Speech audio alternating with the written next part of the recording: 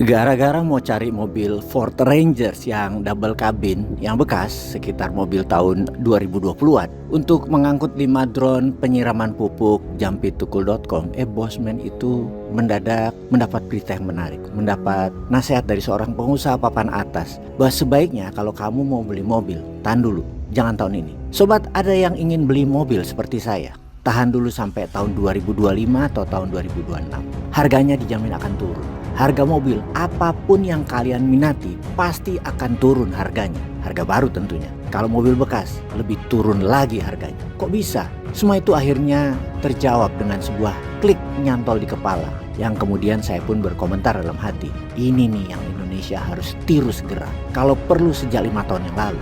Apa itu? Sebelum kita menjelaskan tentang turunnya harga mobil, kita bicarakan tentang geopolitik dulu. Kita tahu Tiongkok lagi kampanye bahwa dia bukan negara penjajah kolonial, namun mereka adalah negara dagang, bukan negara imperialis. Sementara negara imperialis itu atau penjajah itu adalah Amerika dan Blok Barat. Untuk kedua hal ini, kedua superpower saling tuduh, saling silang dalam propaganda cuci otak media. Kita sederhanakan, imperialis adalah negara yang mencaplok dengan kasar dan kejam. Harta, kekayaan alam, wilayah yang diambil semua tujuannya agar kekayaan tersebut dan kepemilikan tersebut semuanya untuk mereka, negara imperialis. Yang namanya Amerika itu ya imperialis, Inggris imperialis, Prancis juga imperialis, Sekutu Barat itu imperialis. Intinya kita tahu selama negara tadi untung besar, mau pakai cara kasar atau cara halus, yaitu mereka imperialis. Kalau yang disebut perdagangan harusnya fair trade, sama-sama untung. Dengan cara hard power ternyata makin kesini banyak negara yang makin kuat militer, kekuatan perangnya mereka makin tinggi. Jadilah mereka tidak menggunakan hard power, para imperialis ini, tapi mereka pakai cara soft power. Mereka tidak bedil-bedilan, namun pakai apa?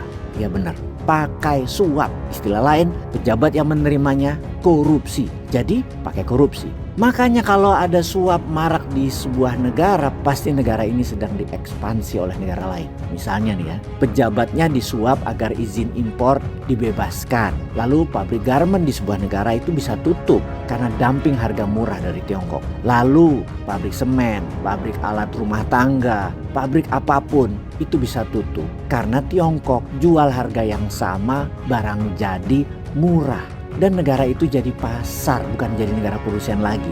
Jadi pasarnya Tiongkok. Karena merugi kalau buat barang di negara tersebut. Kalah dengan harga barang jadi dari negeri Tiongkok. Strateginya sekali lagi pakai suap. Yaitu untuk mengubah regulasi, ubah aturan. Dan dijadikan politikus sebuah negara itu ikut maunya Tiongkok. Karena Tiongkok kasih uang banyak ke para politikus, ke partai politik, ke pejabat strategis dan lain sebagainya. Untuk merusak sistem dan peraturan. Itulah soft power. Jadi kita lanjutkan setelah kita paham bagaimana Sritex dihancurkan pakai sistem, pakai suap. Kita sekarang menjawab kenapa harga barang Tiongkok itu murah. Kita ke teori demand dan supply. Kalau supply banyak, pasti harga turun. Betul? Apalagi diperkuat bahwa demandnya tidak terlalu tinggi, tapi supply-nya sangat banyak, maka pasti harga akan turun jauh sekali. Di saat selama 5 tahun belakangan, yaitu sekitar 9,5 juta manusia Indonesia dimiskinkan melalui sistem politik, kelas atas turun ke kelas menengah turun ke kelas bawah, membuat barang tertentu seperti kendaraan, rumah, peminatnya menurun atau demandnya turun.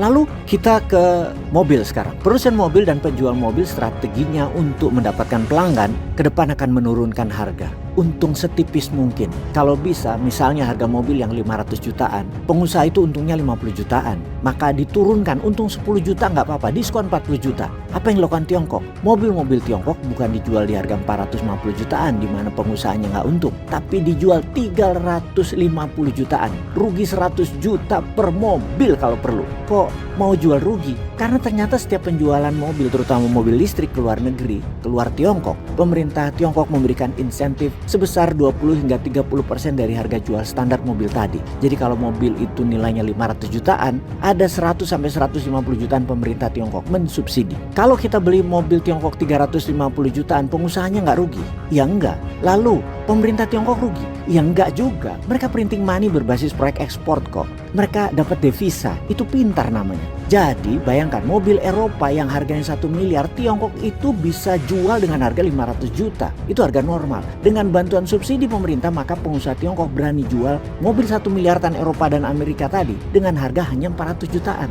Lalu mobil bekasnya bagaimana? Mobil bekas seperti Wuling, BYD setahun 2 tahun turun lagi 30%an. Bayangin, Anda bisa beli mobil standar Eropa nilainya 1 miliar tan, merek Tiongkok hanya 250 jutaan. Apa nggak gila itu bisnis mobil ke depannya? Mobil Eropa, mobil Jepang, mobil Korea, mobil Amerika mau turun sampai berani berapa mereka itu? Itulah hebatnya Tiongkok. Jadi kapan Indonesia meniru ekonomi model begini? Masih bilang printing money bikin inflasi? Sekolah di mana lu? Sekolah di doktrin Amerika pasti ya?